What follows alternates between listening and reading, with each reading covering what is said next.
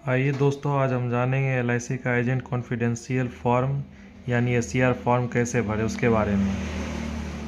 सबसे पहले आता है अभिकर्ता का एजेंसी कोड, वो डालेंगे। उसके बाद क्लब कोई सदस्य है तो वो अपना यह मेंबरशिप डालेगा। यहाँ डीओ कोड लिखाएगा और यहाँ डीओ का मोबाइल नंबर।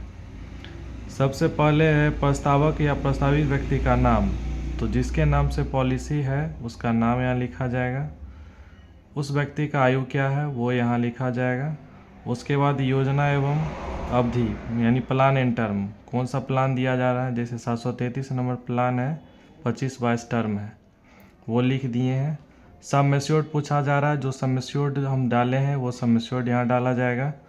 क्या आप अपने प्रस्तावित व्यक्ति के शर्त और नियम प्रस्तावित व्यक्ति को समझा दिए हैं, तो अगर समझा दिए हैं तो यहाँ यस करना है।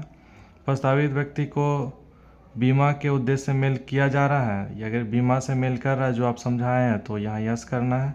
क्या आप प्रस्तावित व्यक्ति का हित लाभ उदाहरण विवरण प्रस्तावित व्यक्ति को उपलब्ध करा दिए हैं, यानी इसका कहने का मतलब हुआ कि जो भी उसका जो लाभ मिलेगा उस प्लान में, क्या उसके बारे में आप व्यक्ति को जानकारी दे दी हैं। यदि हाँ तो यहाँ यस लिखना है। उसके बाद क्या प्रस्तावित व्यक्ति को कितने वर्षों से जानते हैं, आप प्रस्तावित व्यक्ति को कितने वर्षों से जानते हैं। जैसे हम 6 वर्ष जानते हैं तो 6 वर्ष लिख दिए।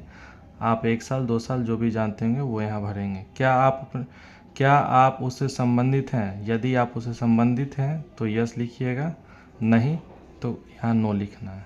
प्रस्तावित व्यक्ति की शैक्षणिक योग्यता क्या है, वो कहाँ तक पढ़ा लिखा है वो यहाँ लिखना है। कोई BA BSc BCom inter matric कुछ भी हो सकता है, वो यहाँ भरना होगा। क्या प्रस्तावित व्यक्ति भारतीय मूल का विदेशी नागरिक है, कहता है क्या जिसके बारे में हम भर रहे हैं जिसका प्रपोजल, क्या वो भारतीय मूल का विदेशी नागरिक है, तो यहाँ लिखेंगे नो। क्या प्रस्तावित व्यक्ति या उसके परिवार कोई सदस्य भारतीय रिजर्व बैंक दिशा निर्देशानुसार राजनीतिक रूप से जोखिमपूर्ण व्यक्ति है, तो यहाँ नो भरेंगे।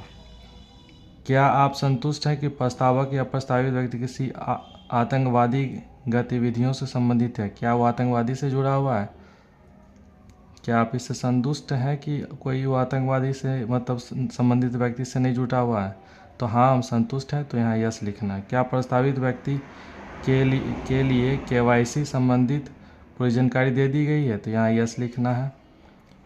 आय का वास्तविक स्रोत, वो क्या काम करता है, उसका आय का वास्तविक स्रोत क्या है। जैसे एलआईसी से कोई काम कर रहा है तो वो एलआईसी भरेगा।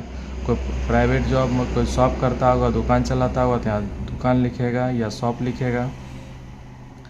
उसके बाद पूछ रहा है रोजगार व्यापार से आय, मतलब किससे उसको आय मिल रहा है, बिजनेस से मिल रहा है, सरकारी जॉब है, प्राइवेट जॉब है, वो यहाँ भरना है।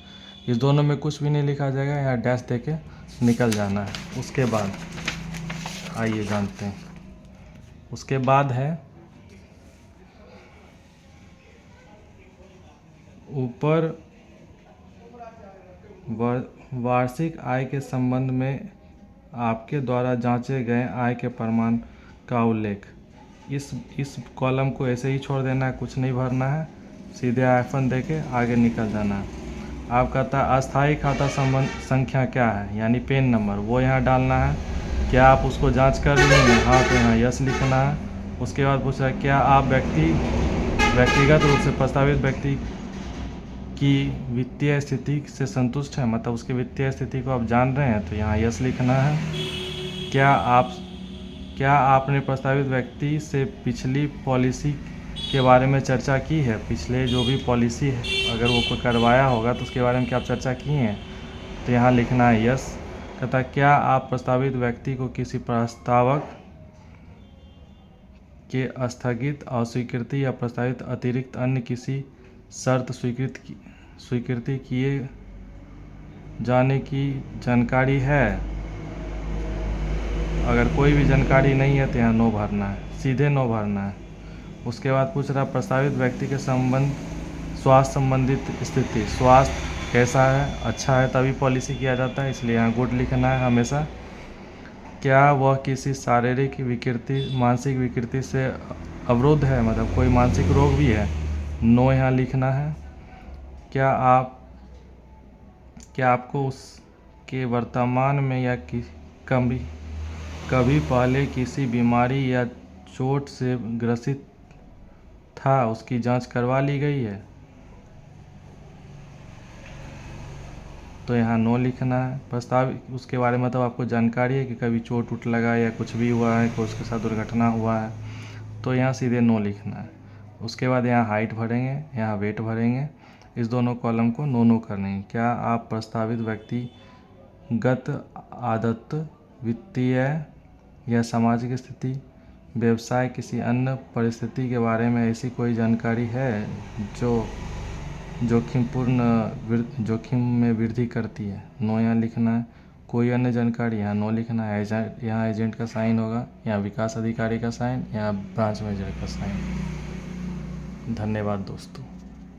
और बेहतर समझने के लिए और समझाने के लिए मैं प्रयास करूँगा। जो भी त्रुटि हुई होगी उसके बारे में आप हमसे जानकारी ले सकते हैं। धन्यवाद।